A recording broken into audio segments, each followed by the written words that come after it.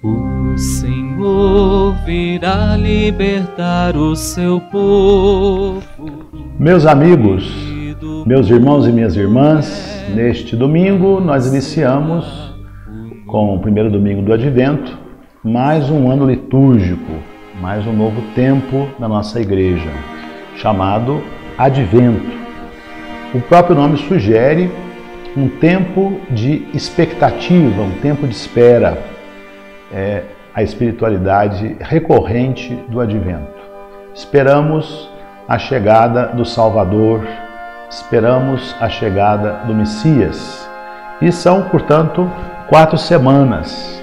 A primeira semana, o primeiro evangelho, tem uma marca escatológica, o que nos recorda, há 15 dias atrás, no 33º domingo do tempo comum, nós refletimos, à luz de São Marcos, exatamente essa consumação do tempo e do espaço. Agora, não mais em Marcos, nesse novo ano litúrgico, vamos meditar o Evangelho de São Lucas. É o Evangelho que marca o ano C. Então, conforme eu dizia, o primeiro domingo vai ter essa marca mais escatológica.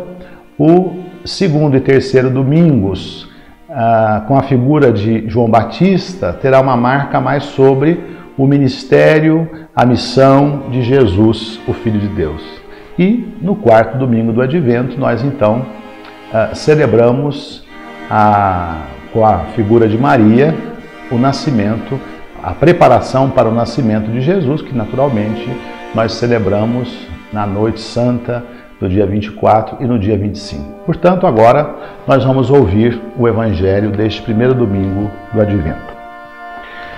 Naquele tempo, disse Jesus a seus discípulos: haverá sinais no sol e na lua e nas estrelas, e na terra angústia das nações, enlouquecidas pelo estrondo do mar e das ondas. As pessoas desfalecerão de medo diante do que está para sobrevir ao mundo, porque as potências do céu serão abaladas. Então verão o Filho do Homem chegar numa nuvem com grande poder e glória. Quando começar a acontecer isto, erguei-vos e levantai a cabeça. Erguei-vos e levantai a cabeça. Aproxima-se a vossa libertação. Tende cuidado para que não se embote a vossa mente com o vício, a bebida, a preocupação pelo dinheiro, e não caia sobre vós de surpresa aquele dia, porque cairá como um laço sobre todos os habitantes da terra. Permaneceis sempre despertos, pedindo força para escapar de tudo que está por vir, e mantende-vos de pé diante do Filho do Homem. Palavra da salvação. Irmãos, irmãs, conforme dizíamos, o tempo do Advento, ele tem marcas muito específicas. Nós chamamos o tempo do Advento a espiritualidade da espera, também a mística da gravidez, o tempo de preparação para celebrarmos esse grande mistério que é o mistério da encarnação. E eu dizia há pouco então que são 4 semanas. Esse primeiro domingo, essa primeira semana, nós podemos estabelecer com este evangelho que ouvimos um paralelo com o evangelho de 15 dias atrás, retirado do evangelho de São Marcos, que fala sobre o acabamento, a conclusão, o fim dos tempos. Depois, conforme dizia, os próximos domingos, os 2 próximos, falarão sobre a preparação que o Batista faz para o ministério de pregador de Jesus, a sua missão como o grande missionário do Pai. E o quarto domingo nos coloca às vésperas do Natal, portanto, a figura importante da Beatíssima Virgem. E refletindo então este primeiro domingo, à luz do evangelho que nós ouvimos, o evangelho de São Lucas, nós poderíamos fazer uma reflexão sobre a esperança. A esperança é essa virtude preciosa que longe de nos colocar numa atitude passiva, longe de nos colocar numa atitude de desanimados, a esperança, meu irmão, minha irmã, nos torna criativos, operantes, porém, mantendo a tranquilidade, mantendo a calma necessária para que as determinações de Deus, digamos assim, as suas visitas, as suas presenças maravilhosas ao longo da história, possam nos ensinar e também nos convencer de que nós caminhamos para essa grande meta que é o reino. Então, a paciência é fundamental. O tempo da espera sugere para todos nós esta paciência. Agora, estar com paciência, viver a paciência para quê? Para permanecermos sempre despertos, né? É uma expressão que aparece no Evangelho de hoje. Permanecei sempre despertos. O que isso significa? Entre outras coisas, significa abrir os olhos do coração, abrir os olhos da nossa existência e desejar ardentemente que o mundo do qual fazemos parte, mude.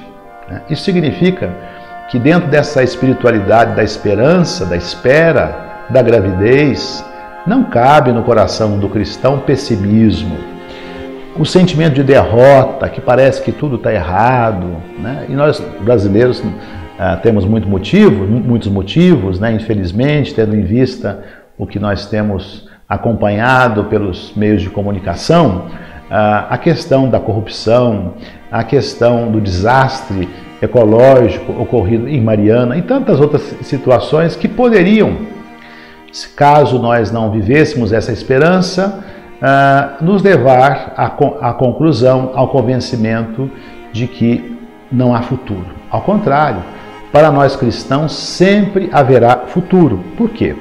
Porque nessa atitude de vivermos a esperança, nós não somos passivos. Nós agimos no aqui e agora, protegendo, segundo as nossas possibilidades, o sistema no qual estamos, né? Cuidando dessa natureza que está sendo castigada pela busca desenfreada de lucro, pela falta de bom senso de governos que não cuidam, que não têm carinho para com a natureza. Cada um de nós está comprometido, enquanto pessoa de fé, a defender a natureza, né? Isso significa viver o tempo todo buscando acolher o reino, né? Então, existe uma coisa comum em nós. Todos nós vivemos voltados para o futuro, né? Só não pensa no futuro pessoas que estão alienadas. A gente quer que o nosso filho cresça, que o nosso filho amadureça. A gente sonha, quando criança, tornar-se adulto. Depois adulto, a gente sonha em realizar os nossos projetos. Tudo isso é profundamente alvissareiro, tudo isso é extremamente saudável. Nós não podemos fugir disso. Então, naturalmente, somos seres esperançosos, né? Mas acontece que a experiência cristã qualifica esse nosso projeto de crescer, né? Quer dizer, longe da proposta cristã nos embotar, nos tirar essa gana, esse desejo de melhorar, a proposta cristã não tira isso, mas qualifica, né? Eu não posso crescer sozinho, eu não posso ser um egoísta, eu não posso querer desfrutar dos benefícios de maneira isolada. Quer dizer, tudo aquilo que eu sonho, que eu desejo conquistar, tudo isso tem que estar colocado aos irmãos, tem que ser compartilhado. De uma forma ou de outra, deve ser compartilhado. Então essa é a qualificação que a mística cristã, a espiritualidade cristã faz sobre essa questão que é comum a todos nós, que é buscar o crescimento olhando para o futuro. Então, olhar para o futuro significa olhar para frente, né? Conforme a gente afirma, esperança, então, não consiste numa atitude passiva. Ao contrário, é um estímulo que nos impele à ação. A pessoa que vive animada pela esperança jamais cairá na inércia. A pessoa movida pela esperança, ela não cairá no comodismo. E aí é bom lembrar o que Jesus nos disse: levantai a cabeça, pois se aproxima a vossa libertação. Não é oportunidade para a gente dizer, olha, então o mundo vai acabar mesmo, porque tantas coisas ruins estão acontecendo, terremoto, até aqui no Brasil houve aquele vento forte, os redemoinhos fortes, que jamais se tinha notícia disso aqui no Brasil, jamais se teve notícia disso aqui no Brasil, né? Então não é lugar para isso, né? A natureza, ela cumpre a sua performance. O que compete a nós cristãos é dizer, não só com palavras, mas com a própria vida, que viver é Cristo e o que passa disso a todos nós é lucro, né? E nós temos o grande exemplo que foi o próprio Jesus, né? Jesus é uma pessoa incansável em produzir esperança, né? Ao mesmo tempo, o Evangelho nos dá uma dica, né? E Jesus diz, levantai a cabeça, pois se aproxima a vossa libertação. E diz também, tende cuidado para que não se embote vossa mente com o vício, a bebida e a preocupação pelo dinheiro. Né? O que significa isso? Significa dizer que, movidos pela esperança, movidos por esta virtude, por esse dom que o próprio Deus plasmou em nosso coração, nós buscamos realizar a nossa planificação, o nosso projeto, que é lícito para todos, não valorizando em excesso as realidades que passam, né? Ou seja, dar o devido peso às realidades que passam e dar um peso mais expressivo, um peso maior a essa realidade que jamais passará. E para nós, essa realidade que jamais passará é o reino de Deus. Então esse é o itinerário para bem celebrarmos o mistério da encarnação, né? Estarmos de cabeça erguida, não com medo, com o coração cheio de esperança, mas também tendo essa cautela, tendo esse cuidado para não nos perdermos nas guloseimas que poderão pretender gozar de um espaço maior e mais expressivo em nossa vida. Que essa preparação para o Natal, o Advento, nos leve a um amor mais profundo e mais verdadeiro ao nosso Deus, que não se deixa vencer em generosidade para conosco. Deus proteja e abençoe a todos. Jerusalém, povo de Deus, Igreja Santa, levanta e vai, sobe as montanhas, ergue o olhar. Lá no Oriente desponta o sol da alegria que vem de Deus aos filhos teus, eis o teu dia.